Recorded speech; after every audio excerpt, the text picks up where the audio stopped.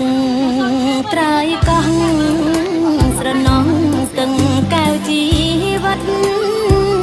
ព្រៃថ្នងស្នេហ៍ប៉ាត់កន់ដល់មានរិទ្ធនៅនិតកូនសត្វវត្តកំពូលមាសបារមីបញ្ជាងវិបត្តិទឹកឈូហងហូរចល័តកាត់ទៅសមុទ្រផុតក្តីខ្វល់ខ្លាយគោក្រហឹមរលោករលឹមសែងក្រត់ច័ន្ទចង់រណោចតូចមួយចំណិតរិទ្ធរាំងភ្លឺសាយហើយមកជាតិប្រំប្រោះសម្រស់ម្នោទូរេនស្វាយកំពតនឹងកំពងបាយដូចម្ដាយនឹងកូនសាងក្បូនជីវីសន្តិទឹកជ្រោះហាក់ឆ្លុះនឹងទាំងថ្មដាមកប្រាំងសាងអនុសា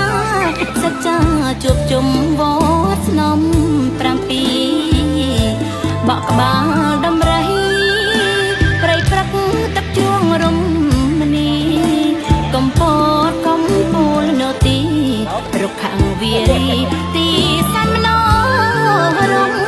ត្រៃកោះស្រែអណ្ដងខ្មែរវាស្រែអំបលទឹកនេះស្រួលស្រើព្រឹកព្រែកអំពើព្រាចប្រើប្រោះព្រំអវត្តអង្គព្រៃសេរីមានជោគជ័យធំប្រាសាទភ្នំឃ្លោកលោកគុំអនុស្សាវរីយ៍ខ្ញុំជ្រួភ្នំទឹកឈូ